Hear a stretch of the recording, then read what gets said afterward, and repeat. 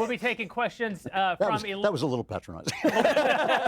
We'll be taking questions from you, the people, by way of Alicia. If you go over to dailywire.com/subscribe, become a subscriber, support us. We need the support. We need the support in particular because as we move closer and closer to the election, the pressure on advertisers to remove their content from our shows, this isn't just us, it's everyone involved in conservative media, is so immense. Also, for the platforms, when you have candidates like Elizabeth Warren flat out saying she's going to break up the big tech platforms, basically, I'm actually not sure what the quid pro quo here is. It's if I become president, I will break you up for helping the other guy become president. It makes no sense to me. Nevertheless, they're all under a lot of pressure, and the only way that we can stay on the air and keep bringing you the content that you, I mean, do they so want richly it? deserve? Do they want the content you deserve? Is if you become a subscriber, and we are running a special right now. Did you guys see this? It's actually pretty hilarious. Elizabeth Warren, who may actually become president of the United States, decided that one thing that Joe Biden had that she didn't have was, accusations of plagiarism and theft of intellectual property. Yeah. And so she released a billionaire tears mug on Shopify as though all of America does not know that the market on Tears coffee vessels has been filled by the Daily Wire, leftist Tears, hot or cold tumbler. You can get yours right now. Go over to dailywire.com/subscribe. If you use the promo code WarrenTears, that's one word, WarrenTears, you will get 20% off of our Insider Plus and All Access membership packages. And most of all, you will help keep us in fancy watches and fine cigars. Thank you for being here. We're going to talk about some politics. Oh, wait, they already rolled the opening graphic. They did. Guys, I had a whole list of things that would be fun to talk about. And then I thought, well, there's one thing that won't be fun to talk about, but will actually be the only thing that anyone in America cares about, and that's impeachment. Right. So we just have to do it, right? Okay, so let's do this thing. So For day two. Yeah, day two. So the public hearing started yesterday. Everybody recognizes that this is all a made-for-TV special, that they actually have presented no new information, nor will they provide any new information. It's like the New York Times actually had their TV critic write a review of the coverage yesterday. Like they're full-on TV critic. One of their columnists was talking about, it was a news columnist, it wasn't even like an analysis columnist, was talking about the reassuring gray hair of Bill Taylor. And I thought to myself, that is the first time I've ever heard gray hair described as reassuring. Usually it forecasts death. But, sorry, Jeremy, but the fact is that, the left is so obsessed with the idea that somehow something has changed here, that they're going to just pretend that something has changed here. Now, obviously, as we all know, nothing has actually changed here. If they didn't have the goods before, they don't have the goods now. If they did have the goods before, they have the goods now. My inclination is that they certainly do not have the goods. And the biggest hole in the testimony yesterday, because two people testified, charge d'affaires Bill Taylor, who's the highest-ranking American official in Ukraine, as well as George Kent, who's the Undersecretary of State, who's dealing with Ukrainian affairs. They both testified. And the Republicans kept hammering home the only point that really matters. And that point is, you guys have never even talked to Trump. Right? Like, kept saying this, you don't know Trump. Right? I mean, you guys are playing 7 degrees of Kevin Bacon with the President of the United States while attempting to impeach the President of the United States. And the only reason that would not be a dispositive argument, really, is because there are some people who have directly talked to Trump who have not talked yet, right? The only testimony that's going to matter, if you actually think that any of it matters, which I tend not to at this point, but if you actually think any of it matters, the testimony that you're waiting for is Gordon Sondland, who actually spoke with Trump, had conversations with Trump, has switched his testimony already, right? He is testifying next Wednesday, and then there are a bunch of people who are sort of on deck who have been subpoenaed but have not responded to the subpoena and have filed lawsuits, and that would be John Bolton and Mick Mulvaney and Rudy Giuliani. Those three, because if you haven't talked to Trump, you basically don't matter in this conversation because the entire conversation is about motive, right?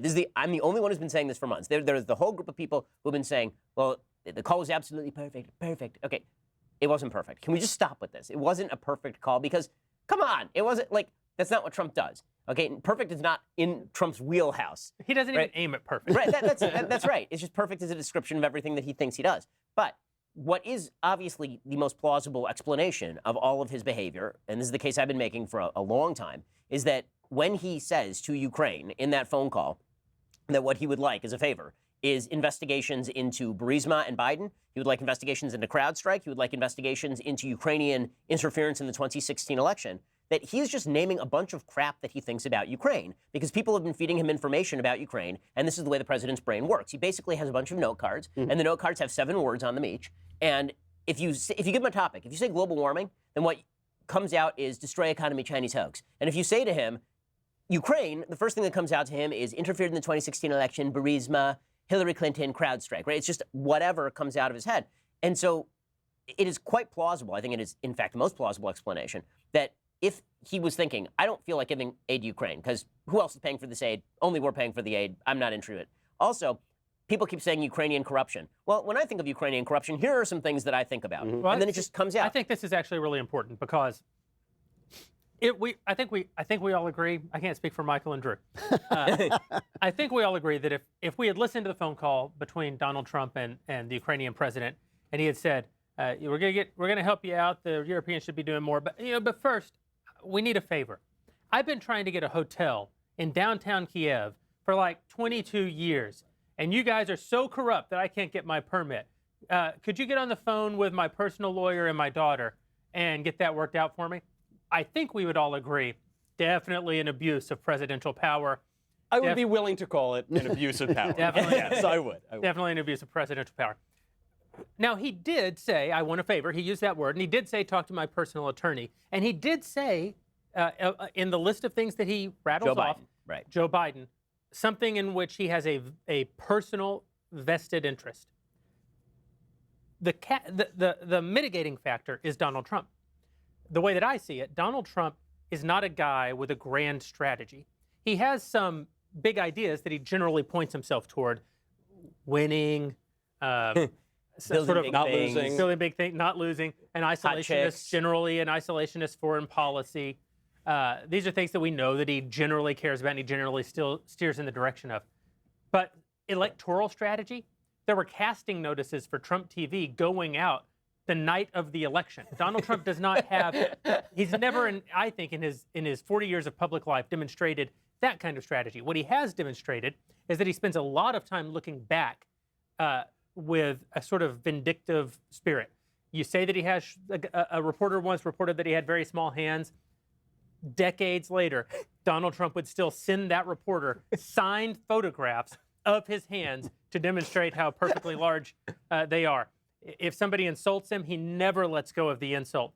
10 years later, he'll be on Twitter fighting the feuds that existed before Twitter even existed, right?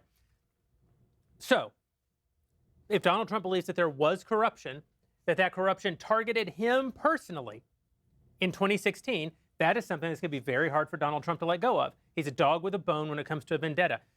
The problem is, even if he weren't a dog with a bone, and even if it wasn't a vendetta, if Ukrainians were involved, even if they weren't, but he has reason to believe that they were involved in circumventing the 2016 election, that's a legitimate concern for the president of the United States. And yesterday, during the testimony of these 2 big witnesses that the Democrats were so excited to bring, George Kent and Bill Taylor.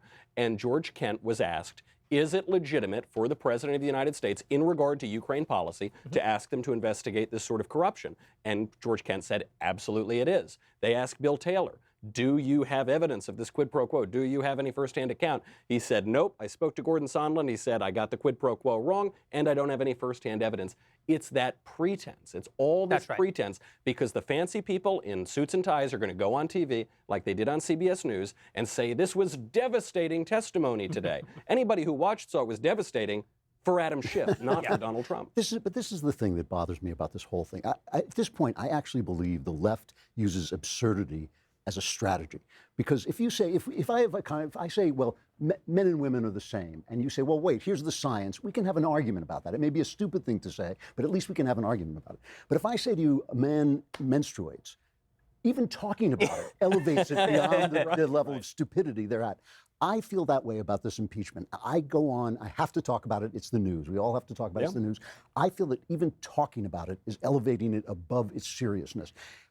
the idea that this is an impeachable offense, an offense that actually somehow threatens the polity, that threatens the Constitution, that even if he was sitting there going, I'm going to get that Joe Biden because I'm really afraid of a guy whose teeth falls out every whose time he eyes talks, explode during his debates. eyes explode.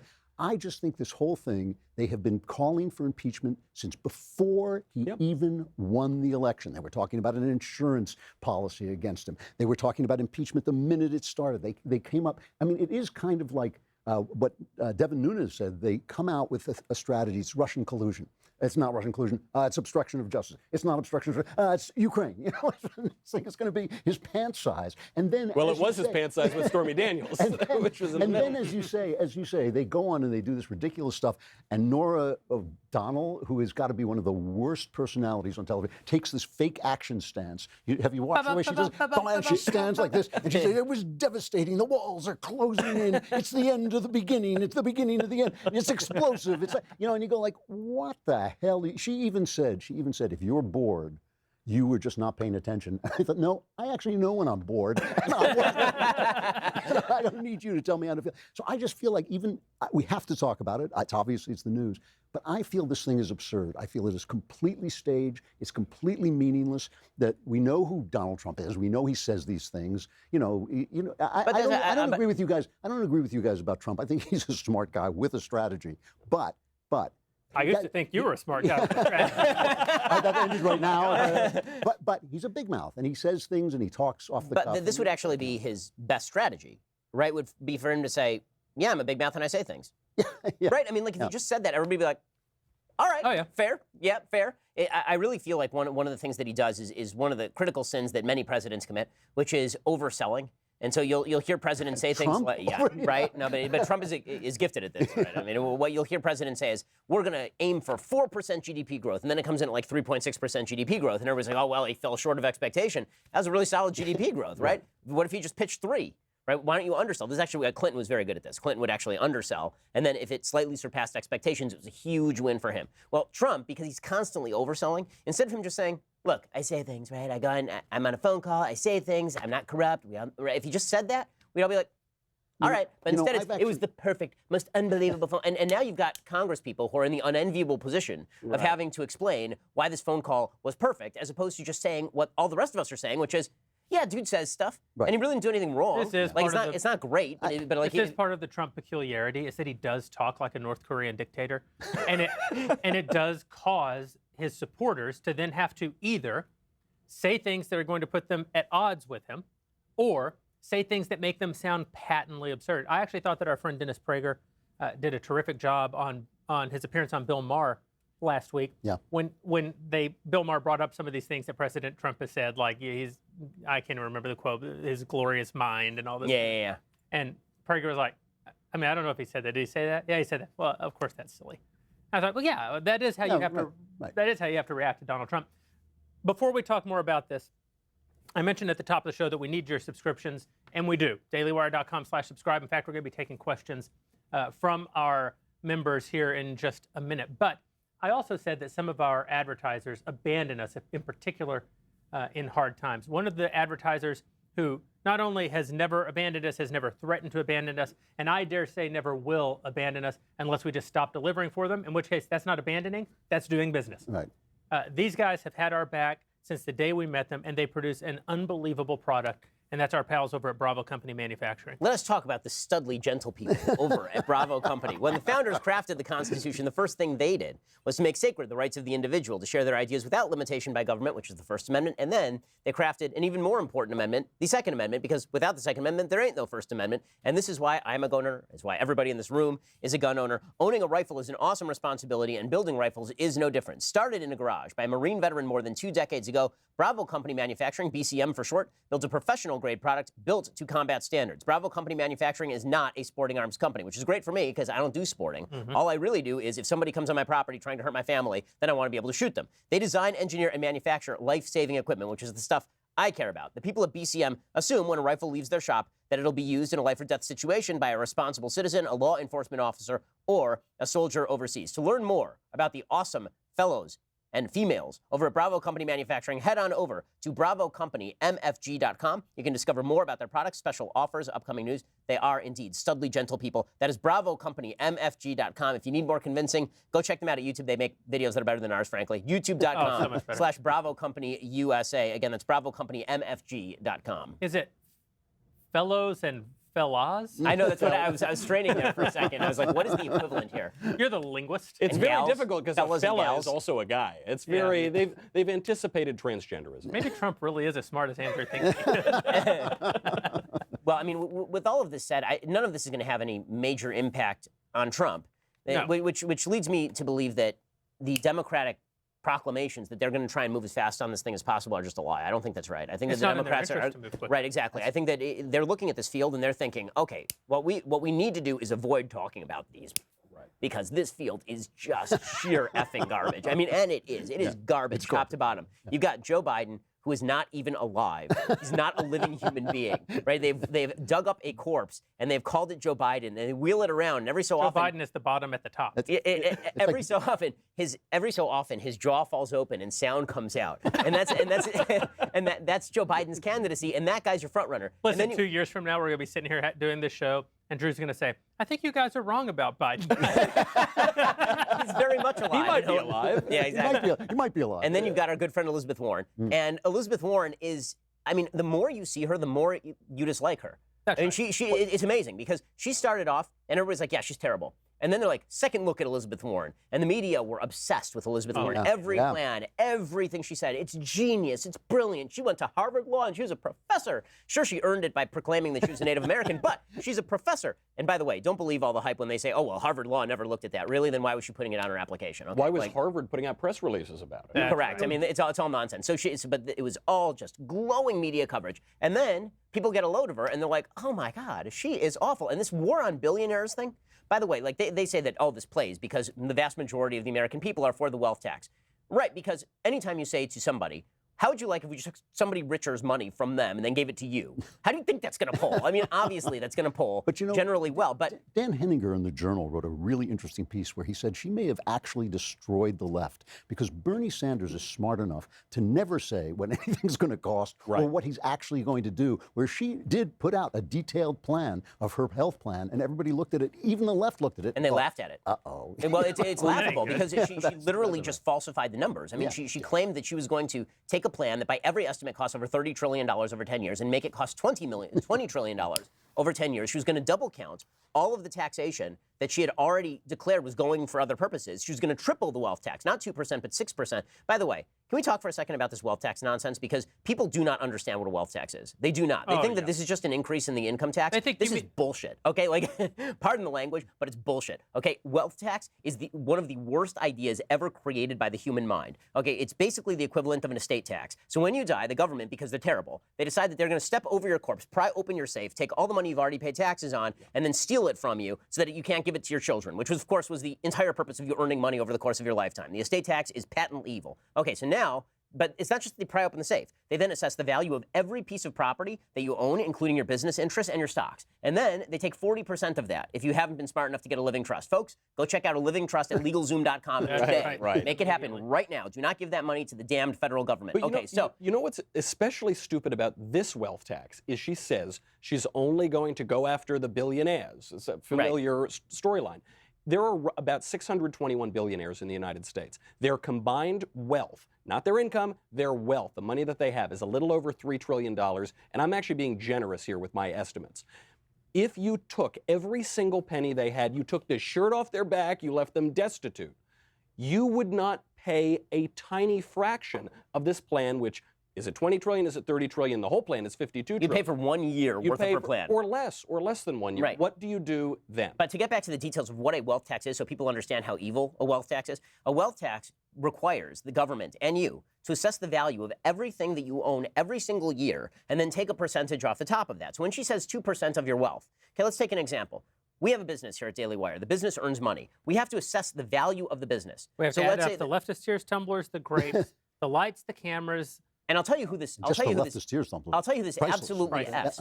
F's. The people at absolutely F's are the business owners. Because if you own a business, let's say that you own a business for the sake of argument, and the business, so the wealth tax is supposed to kick in at $50 million, is what she says now, right? That as soon as you get to $50 million, every dollar above that, and you're going to start paying into this routine. Okay, so let's say that you have a business and the business is worth $50 million.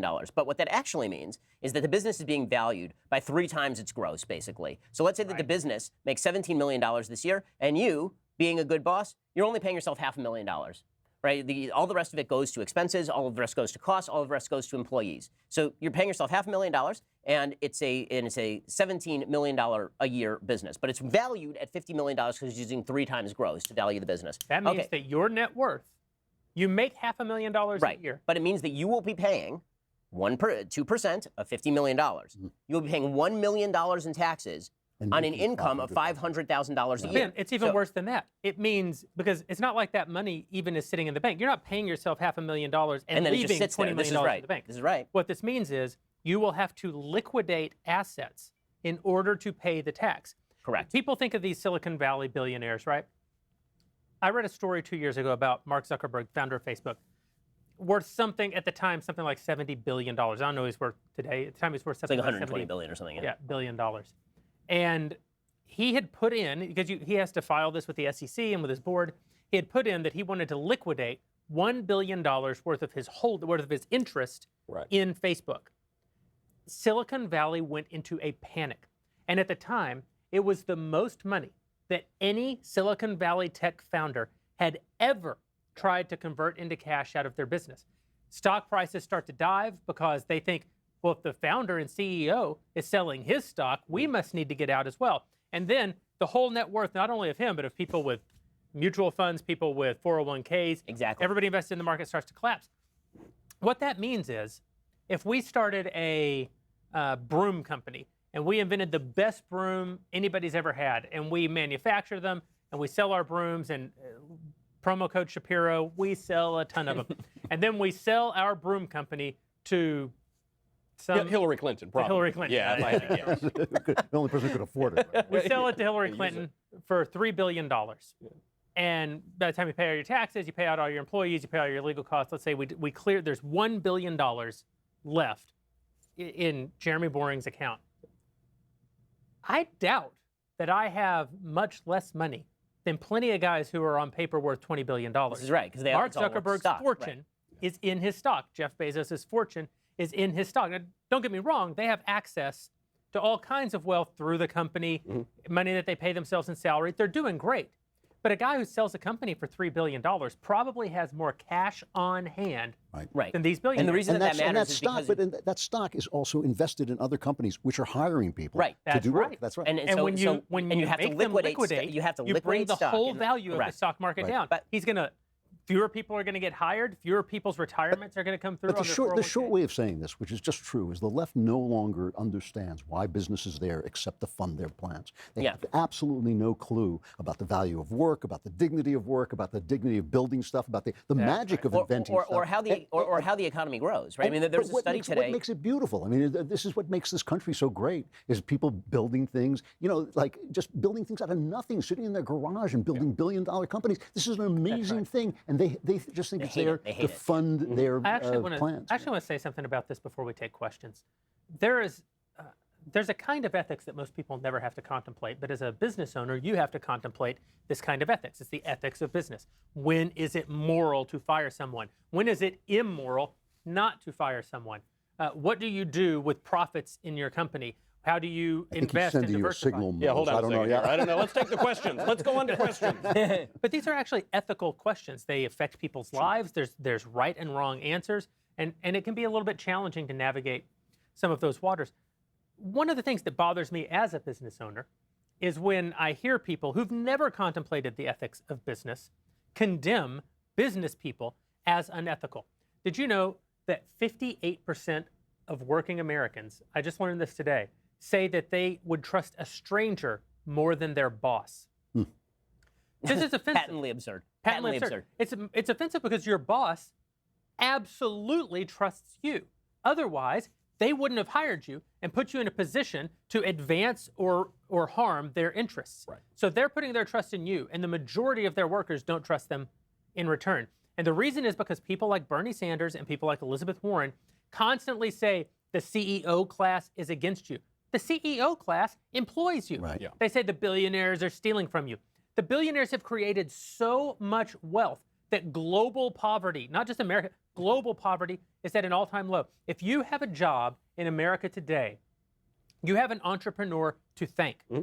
And there's this sort of Well over half of Americans are employed by a company that employs more than I think it's 2,500 people. That's right. Like a huge percent. Like most people in America now work for But they do it. large companies. Nobody likes his boss. I mean, nobody, that's and I get it. You don't have to like your boss. But let me tell you but something you have, about your but you have boss. to contemplate. No, I understand. I'm No, just but saying they're playing off a natural. Of course. And that all makes sense. That's But right. I can tell you because Jeremy and I have sat in the office together when we've had employment discussions.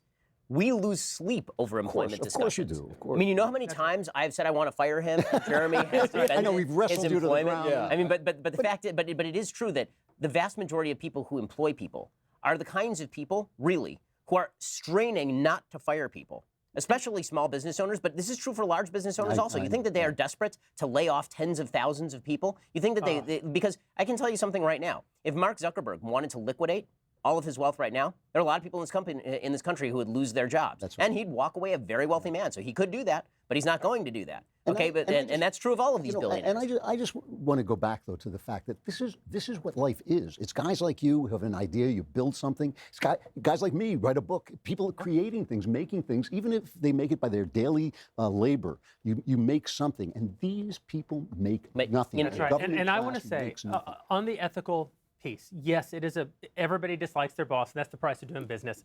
I totally get it. But covetousness is one of the big 10 in the Bible, the big 10 things you're not supposed to do. Very few people walk around being encouraged to murder. Right. Just murder. Murder's great. You deserve to murder. Very few people walk around committing adultery as though they're being encouraged by the culture. Now, you might say that the culture puts winks at it.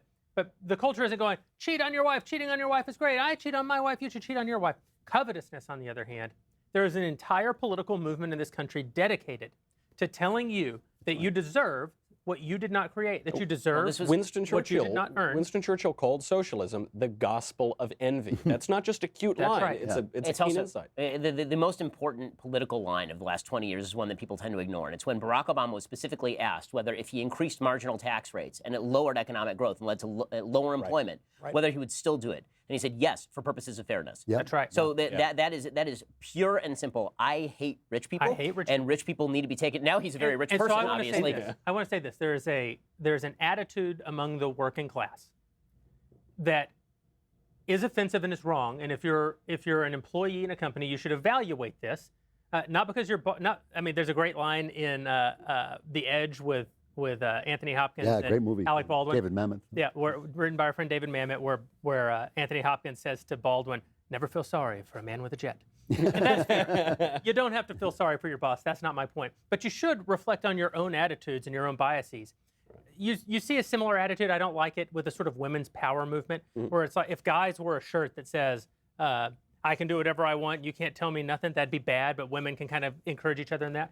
Similar with the way that this sort of blue-collar attitude, it's an attitude that says, we're the real workers. We're the people who are really making things possible. We're the ones who are irreplaceable. The big muckety-muck up top, he's nothing. He's just a guy who's stealing all of our labor. It's obviously untrue.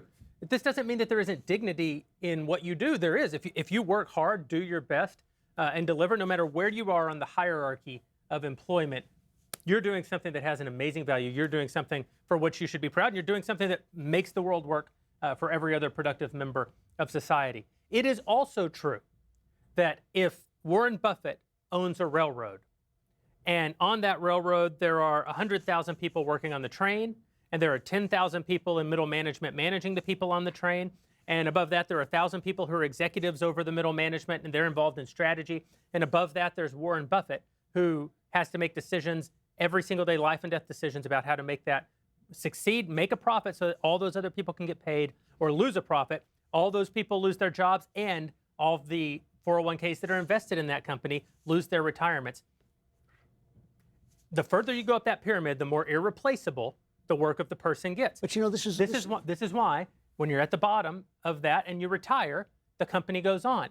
But when Warren Buffett dies, the railroad will go into a moment of crisis where they try to determine now who's going to be the one who's responsible for determining whether or not all these employees By the way, get I don't paid think or they don't. So one of the misnomers of modern American politics is that this is a working class mentality. I really don't think it is. And if you look at the polls inside the Democratic Party, what you will see is that a huge percentage of the support for Elizabeth Warren is coming from college graduates, highly educated people. It ain't the working class. It ain't the working working class. The working class understands it also that didn't people used who to work be in this country. It used to be. I remember in England during the 70s, and England during the 70s was a horrible. Oh yeah, horrible before place. Thatcher. It was amazing, and they used to say with admiration to me, they would say, when we see a guy go by in a Rolls Royce, we think I'm going to bring that guy down. He said, when you see a guy go by in a Rolls Royce, you think I'm going to get one of those. That's right. That's the way Americans used to think. You can twist that. Obviously, they did in Britain. You can twist people's minds until they're filled with envy. But you know, the thing that you're talking about too is the hidden meritocracy of the left, because they say, if you put out a pet rock and you make $1 million, you earned that $1 million. That's an idea. I did put out a pet rock, and I made a lot of money. You did put out a money. But that idea was worth something. What have they done? What have they done that they get to spend the money you make? And this is the thing that drove me up a wall. Did you see that clip of Bernie Sanders sitting next to AOC in the weirdest version of The Odd Couple ever? Right? I think the good news is I think we know who we cast as Oscar and who we cast as Felix. But it took me 3 weeks to figure out that FU meant something pudding. but the My fact favorite that line from The Odd Couple. it's a great play, but there's that clip of Bernie Sanders saying, the arrogance of Michael Bloomberg and these billionaires who want to get into politics because they think that because they're rich, they should run your life. And I thought to myself, you are a professional useless person. A professional useless person. For 50 years. You have been kicked out of a commune for being useless. And then you were like, you know where I can go to be even more useless and people will give me money? I can go into local, state, and federal government. And you spent the last 50 years providing nothing. Zero things. You have not created a single job that was not paid for by the taxpayer. You have not passed a single major piece of legislation. You have done nothing. Zero things. Yep. And you're sitting here saying that listen, I don't like Michael Bloomberg either. I think he's a schmuck. But Michael Bloomberg has at least created some jobs. He's actually run a business. In fact, he was actually a fairly successful mayor of New York. You are literally a professional useless person who is old and crazy, and you scream at the moon. And you're sitting there being like, all these billionaires want to get into politics. How arrogant. I think to myself, okay, which is more arrogant? The guy who has created jobs for probably tens of thousands of people, who says, you know what, I can bring that same sort of sensibility to government, or the guy who has created nothing ever in the history of his entire life, who says, I want to run every single aspect of your life forever. So who is more arrogant? You finally said something nice about Donald Trump. No, but that's true. I didn't have any objection to Donald Trump running for office on the basis of his business record. I've never thought that a political career was actually the basis for being a good president of the United States. Every president we've had has basically been a politician, and most of them have been schmucks. That's right. So that's not a thing. So our pals over ExpressVPN. I love ExpressVPN. Not only are they, just one of the best supporters of everything that we do at the Daily Wire. They're great dudes, and their product is so important to you. I know this because you're watching this show, and if you're watching this show, you need to be using a VPN. It's just an absolute So nobody knows you're watching so that the show. nobody knows that you're watching the show. But of course, it isn't just about hiding your shame for watching Daily Wire content. It's also about protecting your identity and protecting your financial Have any of you guys ever had your credit card information stolen online? Somebody tried to do it yesterday. Yeah, Somebody tried to steal my stuff yesterday. Yeah, I'm sorry, by the way. It has happened to me, and it is no fun. And this is one of the reasons why you should be using a VPN. And the best VPN on the market is, of course, ExpressVPN. They've been on this show and my show for so long that you already know the pitch, right? You already know why it's important to encrypt your data, protect it from big tech, which wants to monetize your data. It's your data. Big tech shouldn't be monetizing it. Right. The government wants to monitor exactly what you're doing every hour of the day. So if you sleep easy at night knowing that Elizabeth Warren can visit your websites that you visited, then more power to you. But if you would like a little bit of privacy, ExpressVPN is the way to do this. But you might be thinking that, you folks here on the Daily Wire, the ones talking to us, well, you're public figures, and that means that people are constantly coming after your information. I'm just not one of those people. People aren't going to come after my information. Wrong. They are going to come after your information because if you are worth more than $1, or if you have an income or a credit card, or if you're just a normal American and the media decide to go after you, as it turns out, there will be people who are seeking your information. You need a VPN too. You know, you wouldn't leave your front door unlocked every night, even though the chances of you being robbed are pretty low, because one day somebody might actually try your front door. You should go get ExpressVPN right now. Visit our special link right now at expressvpn.com/Ben. Get an extra 3 months of ExpressVPN for free. Protect your internet today with the VPN I trust to keep my data safe. Go to expressvpn.com/Ben to get started. So if you are watching this show and you are a Daily Wire subscriber, thank you. If you're watching this show and you are not a Daily Wire subscriber, what the matter? I can't do it. Please think about supporting us. You go over to dailywire.com/subscribe. You can today enter the promo code Warren Tears. That's Warren Tears, as in the mighty Elizabeth Warren, and the tears are the tears that she will be weeping when we sue her for plagiarism. Okay, the best part of this story is somebody in our Daily Wire social media team looked at. Did you see this thing? It's amazing. Awesome. It's so good. So they looked at her website, right, where she's selling these billionaire tears, and it says powered by Shopify. Right. Shopify, of course, is owned by a man who's worth $3.2 billion. Capitalism always wins. It always wins. By the way, quick for the last note on the wealth tax, and then we can do the questions. Yeah. Quick note on the wealth tax. There was a study that came out in the New York Times today, and what it found out was that I think it was done by University of Pennsylvania, analyzing the wealth tax. And what it found is that over the course of the next decade, Elizabeth Warren's proposals they predict, would lower the economic growth rate in the United States from 1.5% to 1.3%, so 0.2%. That's annually, every single year. Okay, that is a massive amount of money. To explain how massive an amount of money that is, the same people forecast that Donald Trump's tax cuts would increase the growth of the United States over the course of the next 10 years by 0.06% per year. Okay, what that means is that the downside of Elizabeth Warren is 3 times the upside of the Trump tax cut.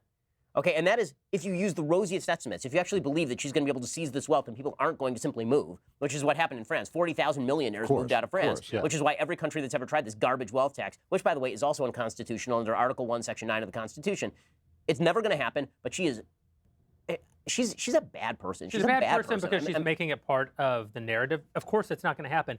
Even if she's elected president, there is a 0% chance that this wealth tax goes into. I think she's a bad person because she knows all this. She does. Yeah. She's smarter than this. And she's known all this for years. Yeah. Every point that she makes now, she's previously taken the opposite side of. Every story she's ever told, it turns out, is probably false. That's actually right. Right? She's a wildly disingenuous human being. Plus, and when it comes, she stole my leftist tears hot or cold tumbler and made her billionaire tears mug. And guys, billionaires cry tears of gold. If I felt that I could collect billionaire tears and all I had to do is buy that mug, I'd do it. Go over to dailywire.com/subscribe. Type in Warren Tears as your promo code. You'll get 20% off. And we are going to take your questions. No, I have to say one thing. Okay, and then really, I promise. No, it's the last quit thing. interrupting It's the last thing. It's the last thing. Okay, because it'll escape my mind, then it will be gone forever, and then no one will be able to share in the brilliant pearls of wisdom that fall from these lips. Elizabeth Warren. There is something so deeply immoral about the idea that billionaires are not allowed to complain about people harming them.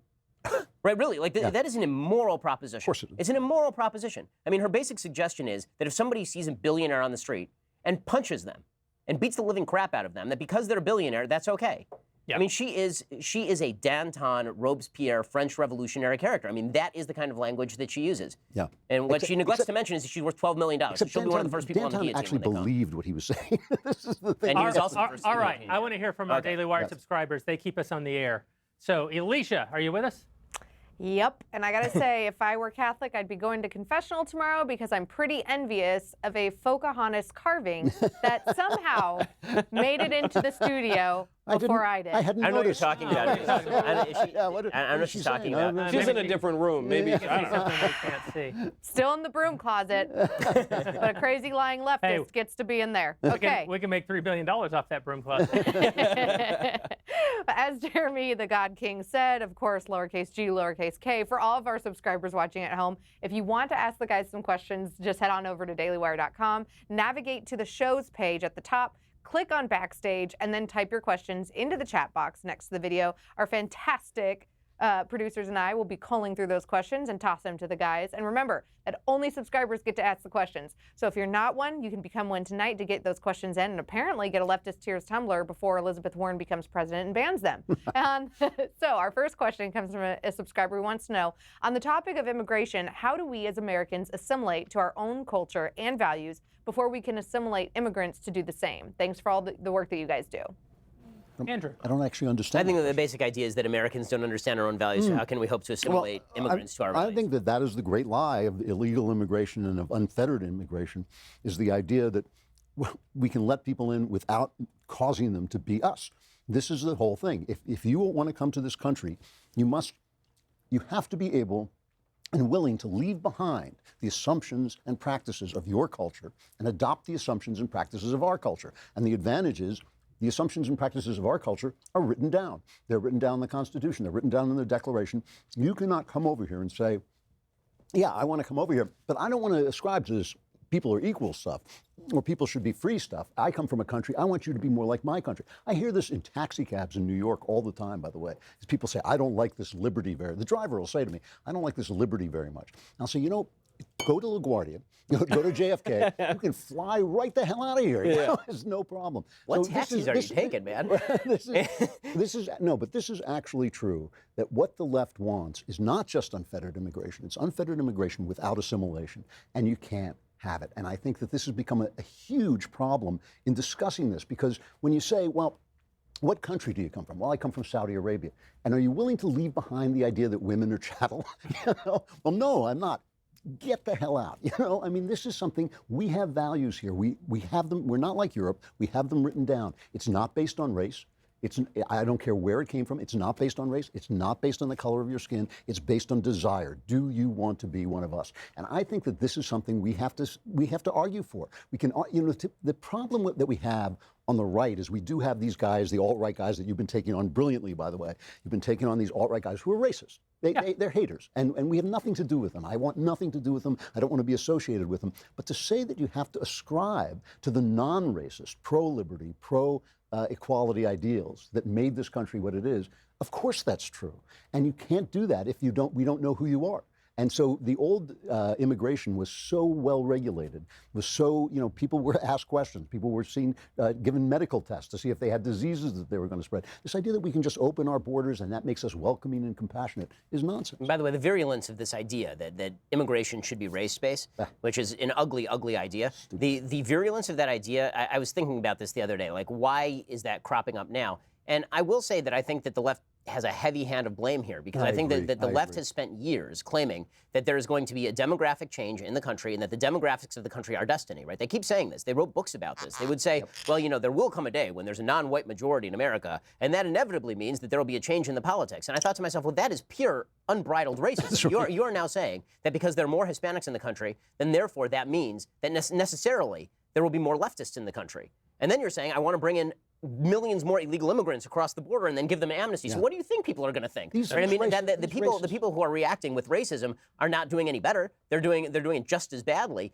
They're horrible. All of them are horrible. The whole point is that immigration, again, should be driven by ideas. And the fact that the left has said a couple of things. I wrote an entire column about this week, because there's an interesting piece by Yoni Applebaum in The Atlantic suggesting, well, Republicans seem to have forgotten about the idea that their ideas can appeal to anybody. Instead, they're just suggesting that their ideas can only appeal to a certain racial subset, and that is why they keep going back to the white working class. And I thought to myself, well, no, that's not true. But it is true that the left has been saying that conservative ideas can only apply to a certain subset, namely white working class people, maybe, and that everybody else is not susceptible to conservative ideas. I think to be fair for a moment, that Republican politicians have been feckless when it comes to walking in to neighborhoods where we're not usually welcome and making their case. And the reason they're feckless about it, because they're afraid. They're afraid because every time Mitt Romney did it, he went to the NAACP and they said, how dare, they actually said this, how dare you tell black people they should start businesses when they can't even hold bank accounts? This is what the Democrats said. And if we don't go in and make the argument, I mean, that's the thing you got to love about Trump. He said, what have you got to lose? Why don't you sign up and see what happens? And if anybody who did sign up, who was a person of color, as they say now, is doing really well because of Donald Trump. And yet, I mean, look at Rudy Giuliani. I know Rudy Giuliani today is kind of a loony, but he was one of the greatest mayors, if not the greatest mayor New York ever had. And he turned New York around from a cesspit, which I lived in, to one of the greatest world-class, probably the greatest city on earth. And that was almost all Giuliani. Every single day, he was called a racist. His policies saved estimated 4,000 black lives. And now today they're saying, well, it was mass imprisonment. Nobody was put in prison en masse. People were put in prison for breaking the Individually. law. One at a time. One at a time. I actually think it's a fairly simple question, and there's historical precedent for it too. And I think it is entirely the left's fault. And I don't think there's anything wrong with saying that. We right now have the highest foreign-born population as a percentage of the total American population that we've had since 1890, which was another period of mass immigration when many of our ancestors came over here, some of mine included. And this created an assimilation crisis. And that was at a time when there was great encouragement to assimilate. And this led to tighter immigration controls from the early 20th century up until 1965, when Teddy Kennedy opened up the floodgates again. And now we have not only 1.2 million legal immigrants coming every year, but an extra million illegal aliens coming on top of that. Assimilation is very, very difficult, even in the best of times. That's right. When you have the entire left in this country actively encouraging you not to assimilate, that is going to create the crisis that people are experiencing now. In the 1990s, you had William F. Buckley Jr. and Arianna Huffington, of all people, arguing for drastically lowering rates of legal immigration. Because they were racist bigots? No, absolutely not, but because of this problem of assimilation, and because America is so great and has historically been so welcoming to immigrants that you want to be able to preserve that. If we simply told the left, we're not going to take it anymore, you're not going to bully us on this, we are going to assimilate people to American culture. If that means a reduction in immigration for some period of time, that's what we're going to do, and you can't stop us. If we just had a little backbone on that issue. By the way, we should define this also, because the fact is that if you look at the studies, what the studies tend to show is that people do learn the English language about the same rate they were learning the English language before. So there is assimilation going on in terms of the English language, but that's not really what people are talking about. What people are really talking about is level of belief in the government running lives. But this is actually the real problem. Yes. So, you know, when conservatives will say some illegal immigrant will rape someone or murder someone, and then they make a big to-do about the fact that that happened, and then the left will say, Americans rape each other all the time, Americans murder each other all the time. We understand that the reason it's different when an illegal immigrant does it is because, yes, all people are flawed, and you're going to have rapes and murders even if you don't have immigration. But why should you have to have this rape or this murder from someone who didn't have the legal right to be here? This one could have been prevented, and we know exactly how it could have been prevented. The same is true here, I think, almost in reverse. We're saying it's bad that people come into the country and they don't assimilate to the traditional American ethic, the traditional American set of values, the creed. But the fundamental problem is we're not inculcating that creed in actual Americans This is today. exactly right. There's no. It turns out that assimilation assimilation to the free market is very easy when there's no welfare state. Yeah. And it turns out when there's an enormous welfare state, it's a big then problem. it changes the It is a nature big of people who are going to come here. You draw a different crowd when you leave the front door open and say free donuts, right? I mean, if you're a legal immigrant and you want to become a citizen, you have to take a test. Most Americans can't pass that. That's right. That's right. Yeah. Right, and it is more than even just having them agree to a few things. It is also about American customs and hot dogs on the 4th of July, and you have the left in this country saying that the American flag, the symbol of the country itself, and that cultural appropriation. The best thing about this country, is come in. We'll wear your funny hat, but you have to be free. We'll eat your food, but you have to be free. That's all we ask. I mean, it's a wonderful thing that we culturally appropriate things. I promise that this is probably the last time that Beto O'Rourke will ever be mentioned on the show.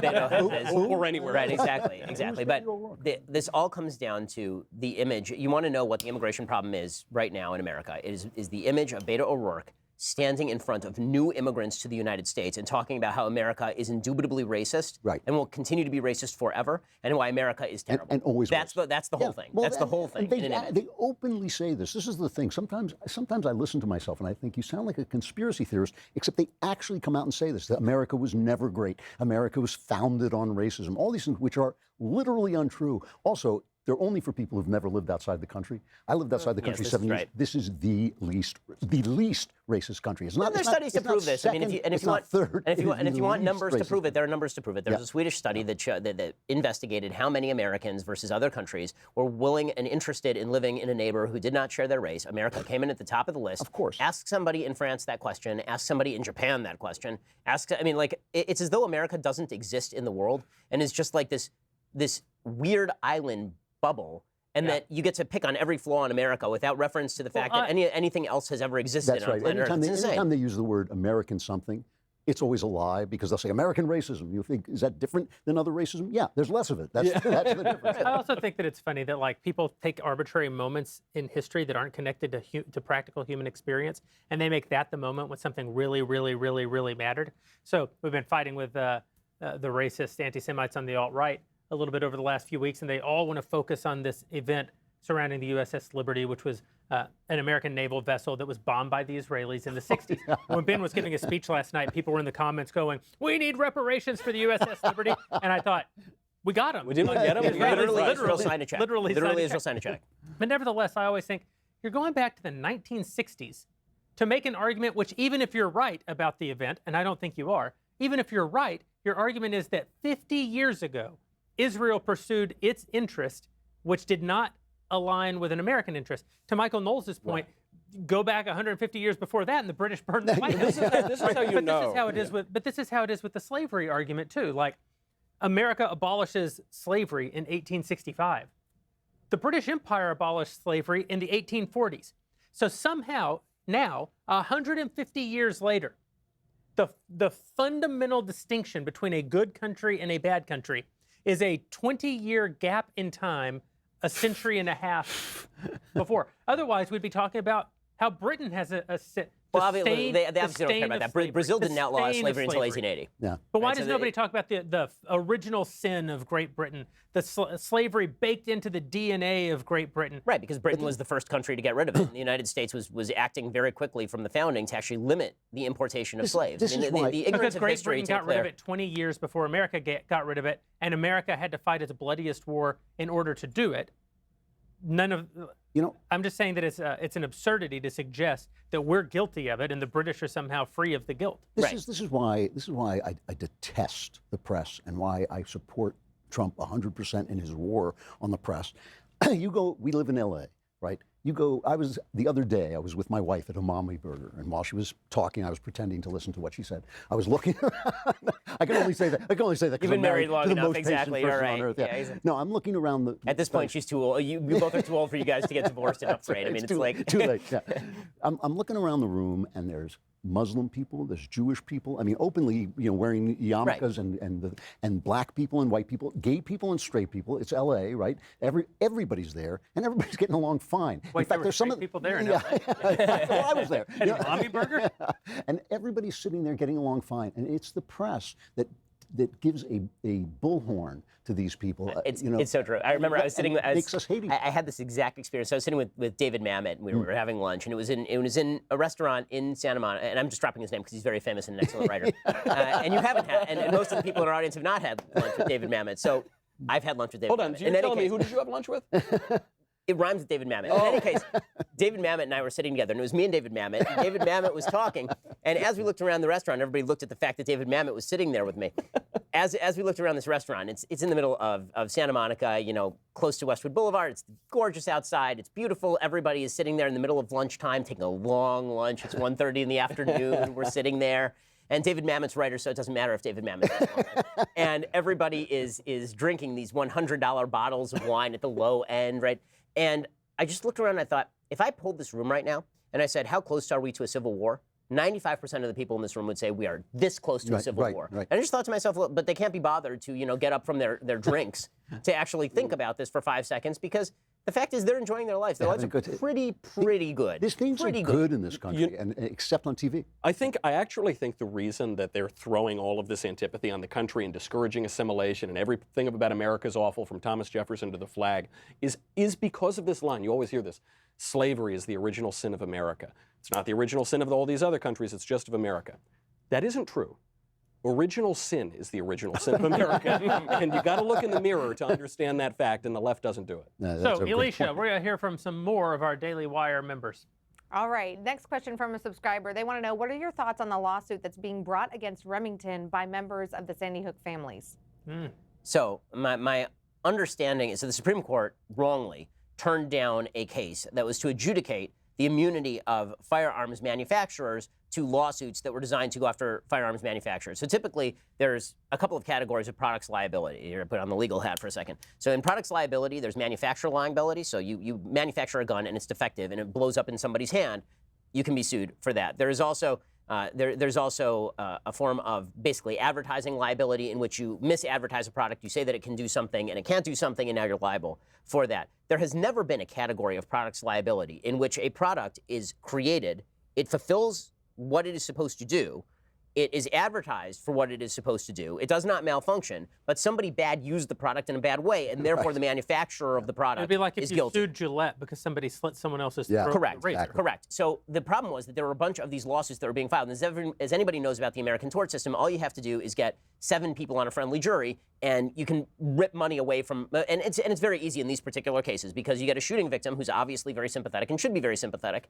talking about a gun manufacturer who's very rich and very wealthy, and they're making weapons of war, right? And you just get 8, 9 jurors to say, okay, well, like, they can afford to give $1 million to this poor kid who's now in a wheelchair because some jackass shot him, right? And so what you ended up with was a bunch of cases, this is in the early 90s, a bunch of cases in which manufacturers were paying out exorbitant sums of money to people who had been shot in these sorts of cases. So Congress comes along in the mid-2000s, they pass a law that grants immunity to lawsuit to manufacturers of firearms, saying this is not a special class of manufacturers who suddenly we've created a new class of liability just for firearms or anything. It was just re-enshrining the basic tort liability stance that you cannot be held liable for somebody misusing your product or using your product in the way it was intended to be used, but using it against the wrong target, right? Like if you, a knife, it is meant to stab, right? It stabs many things. It can be used to stab people who are innocent, as O.J. Simpson will tell you. So the fact is, like, could Nicole Brown Simpson's family then sue the manufacturer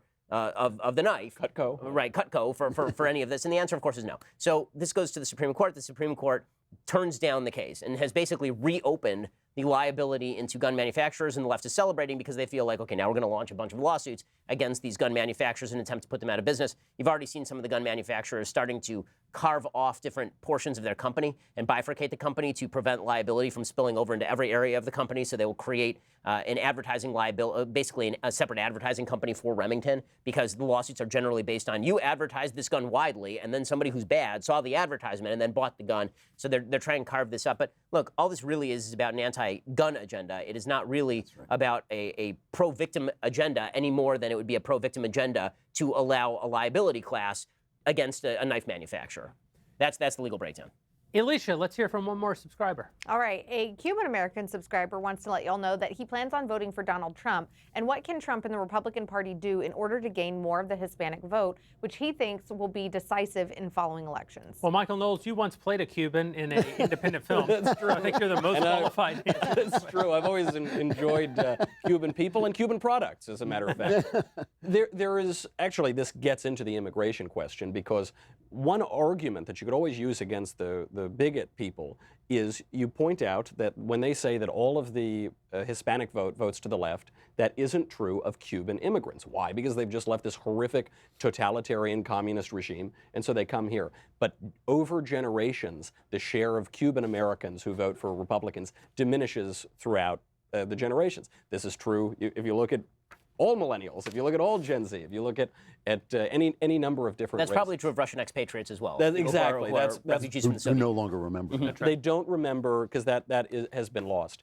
That becomes a problem of education. I don't think that the GOP needs slicker advertising. I don't think that's going to do it, because the advertising actually begins in kindergarten. The people who don't have a generational memory of communism are learning from K through 12, and when they read the New York Times and the Washington Post, that actually communism was really great and actually America's really terrible. You're not going to fix this on the political level. You have to get into the institutions, not just colleges, not even just high schools, but middle school and elementary school too. Good luck doing that. Yeah. Man. So let's talk about our friends over at Policy Genius, another one of the great companies that keeps us on the air and has been a huge supporter of the Backstage show in particular. I think all of you guys have had some good experiences with Policy Genius, yeah? Indeed. Yeah, Absolutely. It's a great website, first of all. You go on, it's so easy to Oh, maneuver through it. And I mean, the one thing you don't want is you don't want guys knocking on your door selling you life insurance. You go on there, they don't push you to take anything. They just give you they let you compare the products. It's really the perfect way to do this without having people break down your door. I mean, for those who don't know, you should have life insurance. Yes. Okay, everyone should have life insurance, particularly Drew. Yeah. But all of us should have life, and me, as it turns And out. I don't know why my wife keeps taking out more more and more on me. I'm not sure what But if you don't have life insurance, you should go get some. It's open enrollment season, so people are getting life insurance through their employer, and they think that that's sufficient. Generally not sufficient. You probably need more than your employer can provide, and you should have private life insurance also, because that way if you lose your job, you don't lose your life insurance. Right. The people who can help you make that happen, the folks over at Policy Genius, it's the easy way to shop for a life insurance plan that is not tied to your job in minutes. You can compare quotes from top insurers and find your best price. Once you apply, the Policy Genius team handles all the paperwork and the red tape. The life insurance you buy through Policy Genius stays with you, even if you leave your job. So when you're looking at workplace benefits this month, make sure to double check your life insurance options and then head on over to our friends over at policygenius.com to get quotes and apply in minutes. By the way, they also do auto insurance and disability insurance and home insurance. They are your one-stop shop for insurance, which is great because you don't want to stop more than once for insurance. PolicyGenius.com. Get quotes, apply in minutes. Policy Genius is the easy way to compare and buy life insurance and all those other types of insurance that I mentioned as well. Alicia, we're gonna. Are you still awake over there, Alicia? Are you still alive, Alicia? Barely. I've been up since 1 a.m. Don't ask. What? Well, now I'm going to ask. Why have you been up since 1 a.m.? Oh, because, some God King decided to do Backstage tonight, and I had to come back from Ole Miss. I think that's me. no wonder people hate their balls. So let's give the people what they want and ask more questions of y'all from the subscribers over on dailywire.com. So this is a two-part question. It's going to be pretty interesting. I think it'd be cool to hear all the guys' take on this. How long do you think it will be before conservatives can take back California? And how likely is it that the God King's home state of Texas turns Democrat this election cycle? Yeah, that's a genuine danger. I think, I was just talking to a guy from Texas, and he says, he was kind of bragging about it. He said, all these people are coming in from California. And I said, well, I hope they don't ruin your state. And his face fell. He hadn't thought of that maybe that. Although, But this is not true. This is not true. This This is not right.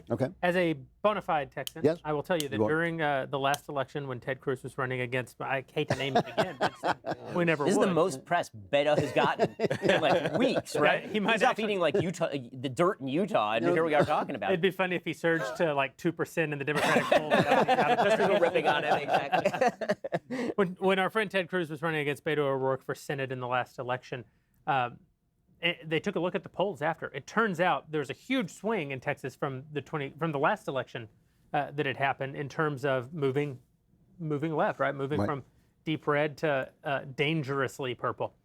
What they found was all of the Californian expats, even all the immigrants, well, that's not fair. All the California expats who had moved into Texas, they all voted for Ted Cruz. Good God, that's one. The problem that's great to hear. is Texans. Right, it's the kids of Texans.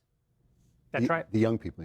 Right. It's not Marty McFly. It's Marty McFly's kids. That's right. Yeah. Right. It's the kids, Marty.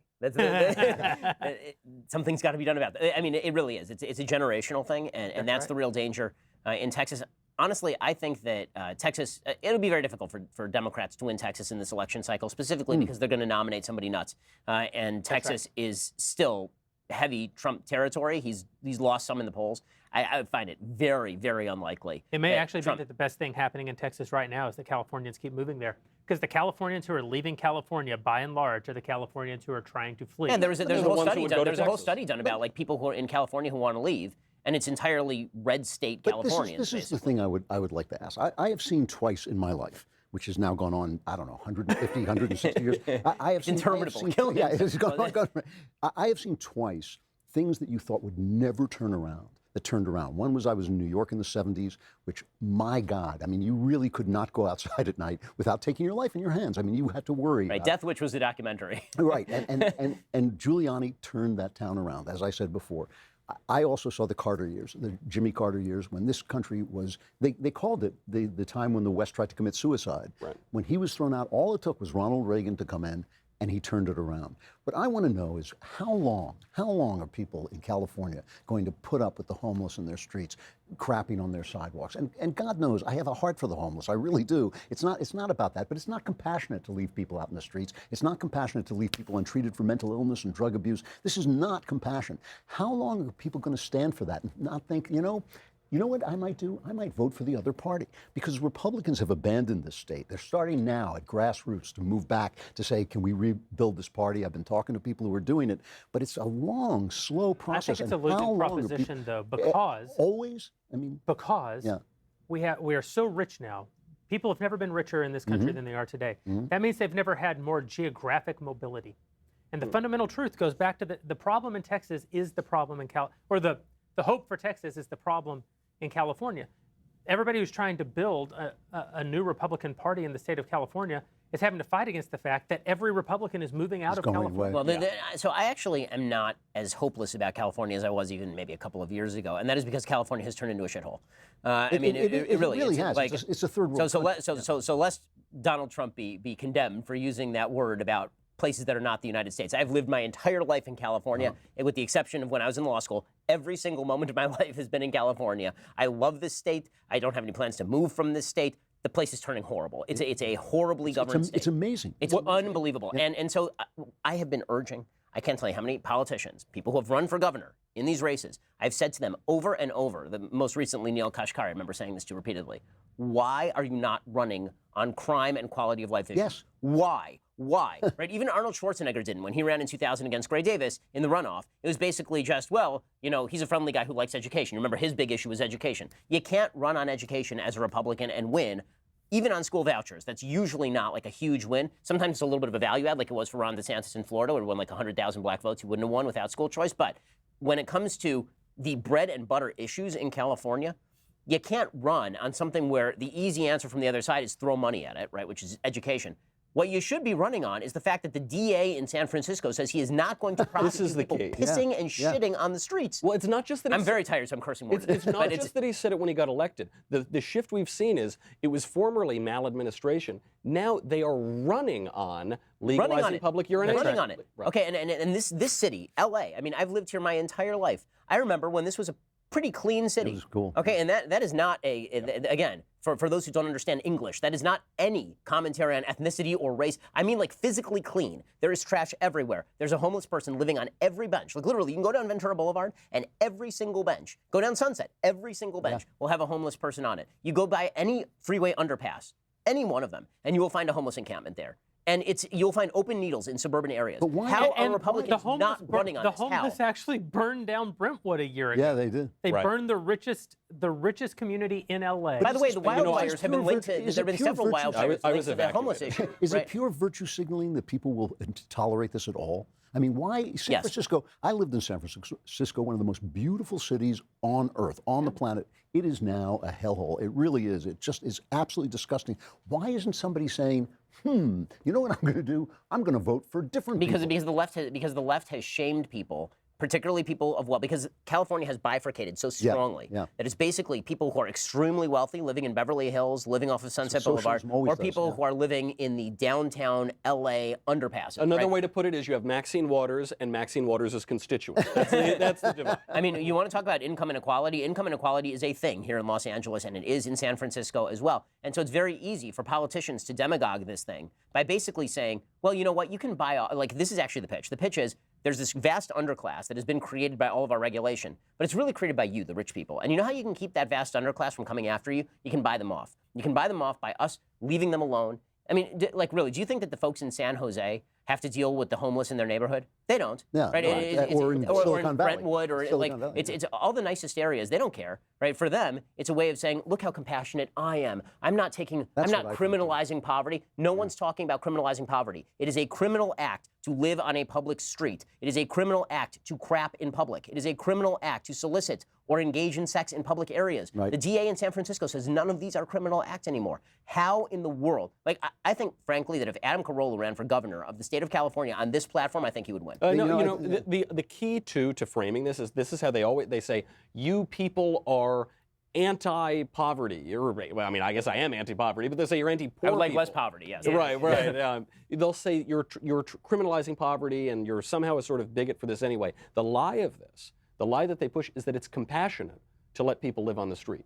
The lie is that it's compassionate to let people who have psychological issues, who have addictions, who have a lot of problems, live on the street in very dangerous areas in squalor. There's By the way, nothing compassionate. You want to keep people in poverty. There's no better way to keep somebody in poverty than to let them live on the street, leave their crap there, and tell them that this is their new home. Okay, that is the definition of leaving somebody in poverty. The other thing that is horrific, it's absolutely horrific, is if you now go to the LA County Jail. I write about this in Another Kingdom. Is that when you go, it is now a mental institution. Yep. So they're taking people who are mentally ill, and I'm sure we've all had experience with mental illness. It's a horror, and they're putting them in prison. Because why? Because once they commit a crime, where are you going to put them? You got to put them somewhere, right? So now you've got these guys who don't even know what reality is behind bars and terrible. Well, because the regulations on mental illness in this state are awful. Meaning that if you are mentally ill, Like this was exactly the case. You saw this case that the New York Post reported on, where somebody in the middle of Hollywood Boulevard, right, a homeless man in the middle of Hollywood Boulevard, took a bucket of hot feces, pulled a woman out of her car, and poured the bucket of hot feces over her head. Obviously a mentally ill person. So the person goes to court and sentenced to basically an outpatient mental illness facility. They do 6 months there. They're released. They're back on the street, right? And so the problem is that for a large percentage of people who are severely mentally ill, such that they are dangerous to themselves and others, we shouldn't blanket all mental illness. We all know people who are perfectly functional who suffer from some sort of mental illness, obviously. So just for clarity's sake. But there are people who are dangerous to themselves, dangerous to others. And the regulations basically say that you can keep them on a 24-hour or a 72-hour hold, and then you have to release them back into society, even if they require the medication. And if they refuse to take the medication, you cannot put them in a place to force them to take the medication. So you have people who are fully paranoid schizophrenic who don't know what reality looks like, saying, I won't take my pills, and the ACLU saying he doesn't have to take his pills. And if you make him take your pills, he's a fascist. This is all based on a study from the 1970s that was just debunked, that led to the closing of so many of these and all their institutions. leftist theories. You know, 20 years ago, it's almost 20 years ago, I was researching detective novels set in San Francisco, and I went up to talk to the police, and I spent the day with a couple of detectives, and they said to me, this is like, so it's 18 years ago, say, they said to me, they will not let us treat people who are sick. They will not let us take them off the street, and it's going to get bad.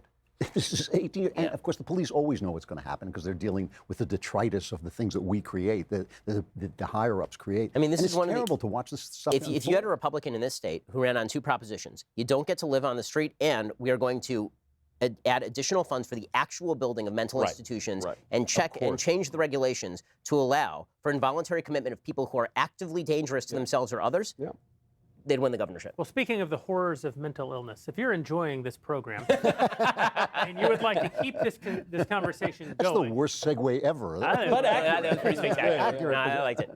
If you're a Daily Wire insider, you probably know that we have the new discussion feature in our brand new dailywire.com mobile application, as the kids call it these days. We're going to, as soon as the show is over today, continue answering questions from our dailywire.com insiders over at the Daily Wire app or the Daily Wire website. All you have to do is go become a insider, become a member of our Daily Wire community, and you can join the discussion. One of the things that I like about the discussion feature, it allows us to answer a lot more questions because we're typing than we get to do when we're kind of kicking ideas back and forth. So we're going to be able to get through just a ton of your questions tonight immediately following the show. If you're not a Daily Wire insider, now's the time. Head over to dailywire.com/subscribe. I'm sorry, you have to be an all-access member. Head over to dailywire.com/subscribe. Give us the promo code WARRANTEERS when you become an all-access member, and we will give you 20% off of the price of admission. But before that happens, we're going to keep answering a few questions here from the people who are watching and phoning them in to Elisha.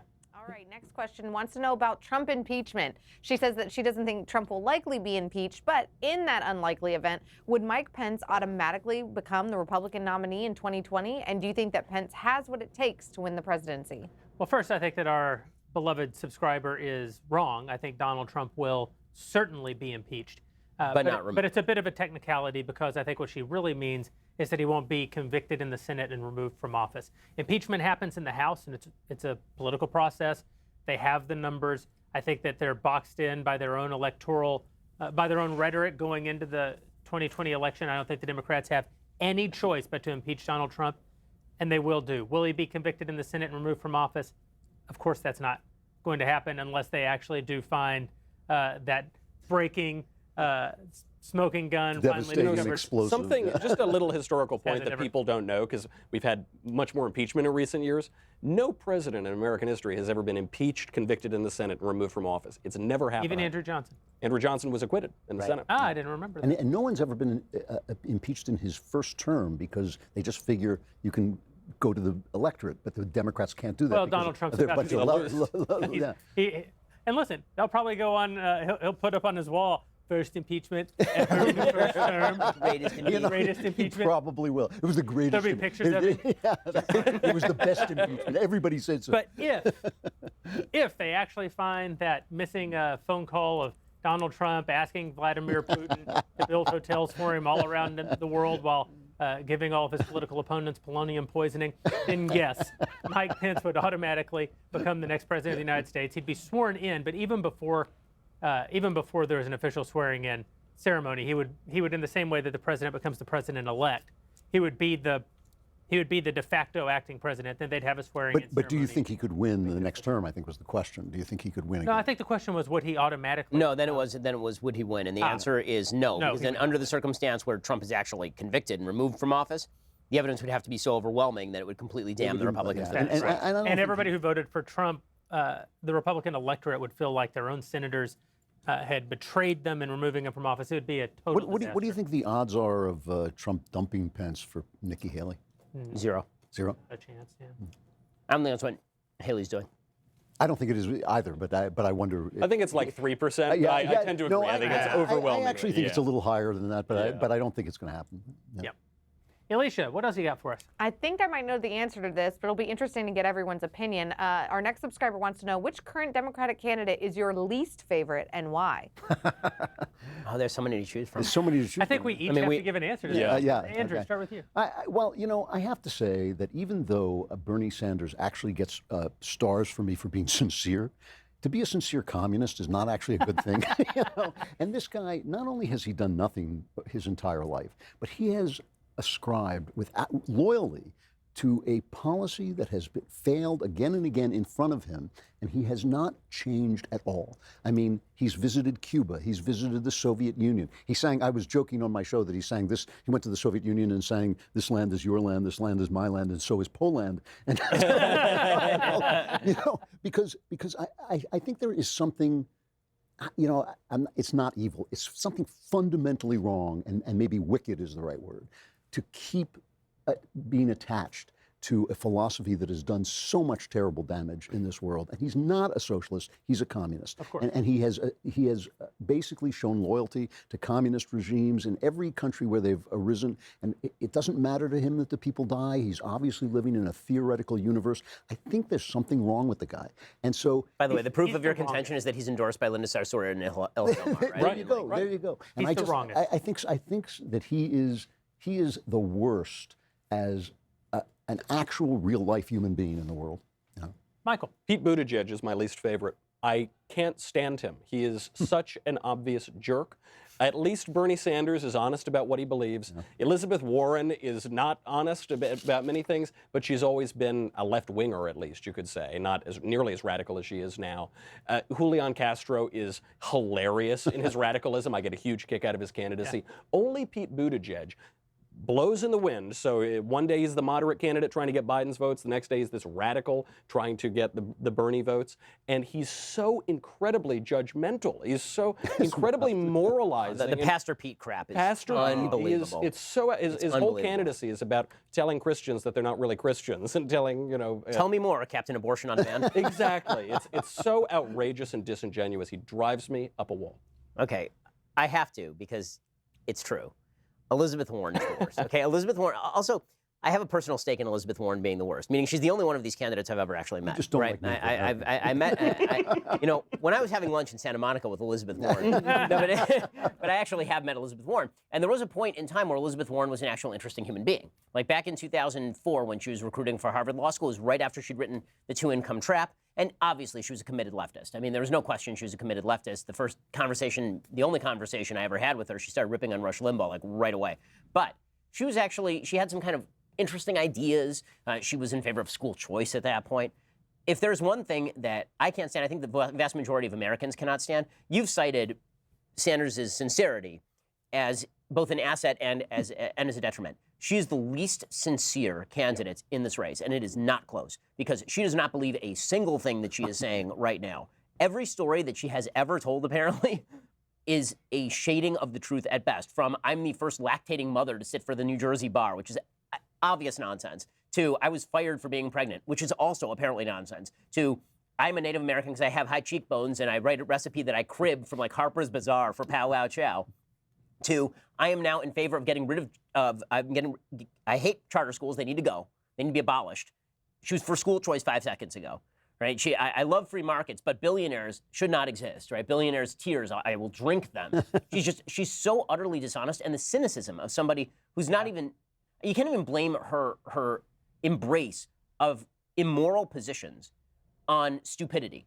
Like Sanders, you can blame it on the fact that he's a delusional old coot, and he's been delusional his entire life. This is not delusion. This is calculated. And when you are a calculated advocate for positions you don't even believe, but you are willing to make the country worse in order to achieve your own personal power, I think this makes you the worst person in the race. Well, I was going to say Pete Buttigieg, but since Michael already did, I'll just give you guys the process by which I arrived at the people that I hate. In the beginning, I hated Kamala Harris the most because she's the one that I actually fear. Like, I don't fear Bernie Sanders because I think he would be so ineffectual at being president because communists are terrible at everything, and Bernie's never accomplished a damn thing in his entire life. And Elizabeth Warren, I actually think that she certainly poses as a major leftist right now, and everything you say, Ben, about how insincere and dishonest she is, of course, is true. But I actually suspect that if she were to be elected president, she would not functionally be the radical that she presents as right now. I think that's all calculated. It would still be terrible, but it would not be what it appears to be today. Kamala Harris scared me because she openly talks about just putting people who disagree with her in jail. And she got a lot of experience in putting people in jail. And the guys who run her campaign go on Twitter all the time and say, we wouldn't stand for that if Kamala Harris was president. We'd lock all of you up. And I think, well, that's actual fascism. I don't think that's good. But then I realized she didn't stand a chance of winning and she wasn't affecting the national conversation in any way. And at that point, I moved to Buttigieg, but a close second for me is Beto. And the reason is race demagoguery is the worst thing for this country. I said before that I think it's unfair to say that America's original sin is slavery and not Great Britain's just because there was a 20-year gap 150 years ago. Nevertheless, race is functionally the most detrimental thing to the culture of America. It's the thing that rips us apart the most, that's leveraged by the left in order to rip us apart the most. And what I hate about Beto O'Rourke is that when he was down and he should have been out, instead of recognizing that he didn't stand a chance, he picked up the race issue and the guns issue and demagogued in a way that and the religious liberty issue, right? The religious liberty issue, and he basically reinforced all of the worst arguments against American liberty that exist. And for that, I think there's a special place in, I guess Arizona. I don't know. He'll be eating dirt forever there. Forever, yeah. Eternal Arizona fire. Alicia, we're going to take at least one more question. They told me never to say this is the last question because people may tune out. But I'm just going to tell you guys I'm leaning very heavily to not taking any questions. So that means I can go after this? Hooray. All right. If the 2020 candidates have their way and make college free, I'm assuming she means the Democratic 2020 candidates, do you think that we will see dramatic drop-off in the quality of American education? No. There's no room. Where would they go if they were going to drop off? Yeah. We actually had an argument this very week, Michael and Drew and I sitting in my office, about the state of the academy.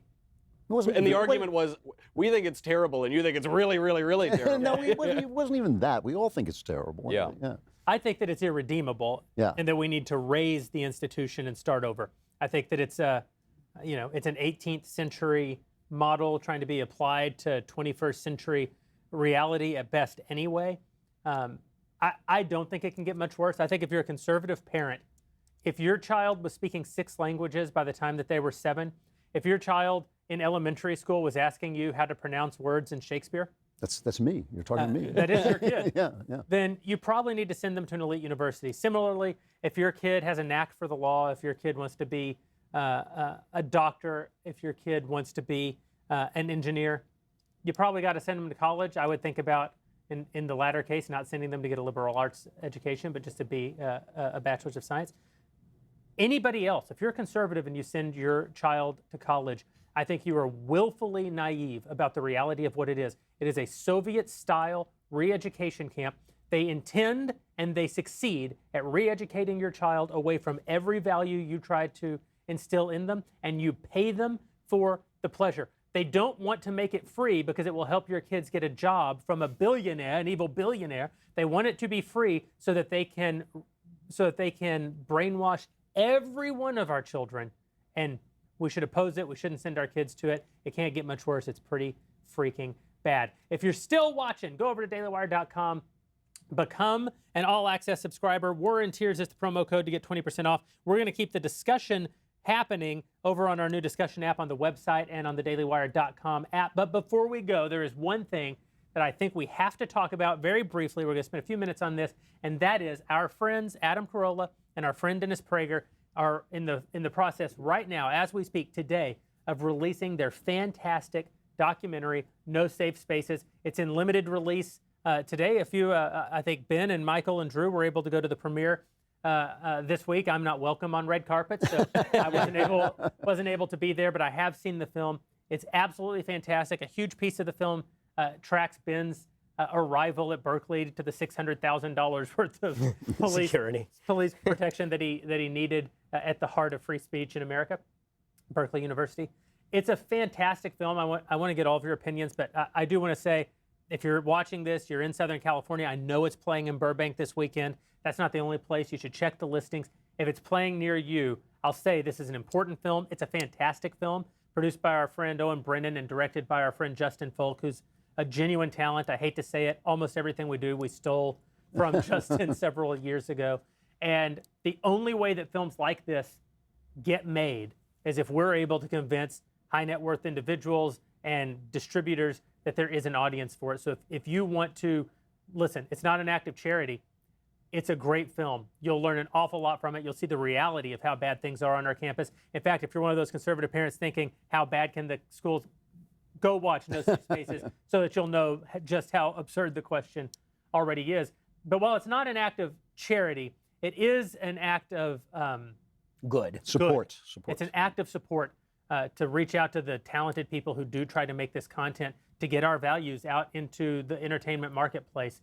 It only happens if you support these films. Please go see No Safe Spaces. You guys probably have some things to say. I have to say this one personal note. Yes. You know, you talk about Owen Brennan, who started Madison McQueen, which is the producer of this film, and you talk about Justin Folk, who directed it. Those guys were key to PJTV, which was a forerunner of the Daily Wire. Justin Folk directed my Klavan on the Culture of Things, which is how I got started in this business. And I used to sit and watch him take my words and turn them into these artistic 2-minute videos. And I just used to shake my head, and they were brilliant. And I really am so proud of the job he did in putting together, you know, because documentaries can be boring or they can be interesting, and this is made interesting by the way he put it together. Owen ran the newsroom of PGA TV, made it what it was at its best, and these two guys have gone on to really great things. And I got to say, I was sitting in the theater and I was just thinking, I made these people. I made them. I was thinking, I'm so proud of what they've done, and it's a good film. I went there and I told Owen and Justin that I would have lied to their faces and said it was a good movie even if it wasn't. But I wouldn't have lied to everybody else.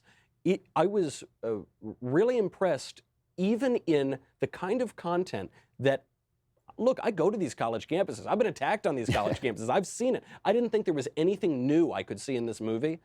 And some of the stuff that is in that movie, I was shocked by. I actually hadn't seen it before, and the creativity in the movie. I mean, there are these whole. I don't want to ruin the movie. There are these whole sequences though that are just laugh out loud, drop down funny. Hilarious. And my favorite part about it, there's a little Easter egg appearance of me in the movie. See if you can find it. And my name is at the end, and they spelled it wrong. Klaven. Every day I tell people who produce all of your original that's right. your name. I also have an Easter egg appearance in the film, so be watching for Michael Knowles and the God King while you're actually just tuning in to see Adam Carolla and Dennis Prager and Ben Shapiro. I mean, so never mind the fact that, I mean, it has Jeremy in it briefly, and it has Knowles in it briefly, and is made by the people who made Klavan. All of those are, I mean, see the film in spite of those things. I mean, the fact is that it is a brilliant film about brave, beautiful people. And I highly recommend it. And as we all know, I mean, the fact is that if you enjoy shows that feature me but have others in them, then you should probably enjoy No Safe Spaces. I will say there are several laugh out loud moments in No Safe Spaces, and I think that the flashback to young Dennis and young Adam is just unbelievable. That's great stuff. They did such a good job with your segment, Ben. It is so funny the way that they juxtapose 5'9" Ben Shapiro checking his phone, going through airport security with like the SWAT team, helicopters flying overhead. It's fantastic. It's highly creative. Again, No Safe Spaces. Check it out. If there was a promo code, I'd give it to you. There isn't. You're just gonna have to spend your money, and it will be worth it to you. It's a fantastic film. So thanks again to everybody for tuning in. If you're a Daily Wire All Access member, Come over, keep the discussion going with us at the website or on the mobile app. If you're not, it isn't too late. Warren Tears is the promo code for 20% off, and we will see you next time on Daily Wire Backstage. Hey, you guys want to have a fake laugh? Yeah. Daily Wire Backstage is produced by Robert Sterling, directed by Mike Joyner, executive producer, me, senior producer, Jonathan Hay, supervising producer is Mathis Glover, technical producer is Austin Stevens, assistant director, Pavel Wadowski, edited by Adam Sayevitz, audio is mixed by Mike Coromina, hair and makeup by Jess Olvera, segment producer, Rebecca Dobkowitz. The Daily Wire Backstage is a Daily Wire production, copyright Daily Wire 2019. Well, hey there. Now's the time when you hit that like button for me so we can keep smoking cigars and drinking whiskey for your amusement. Or, in Ben's case, eating popcorn directly off the floor. He's weird.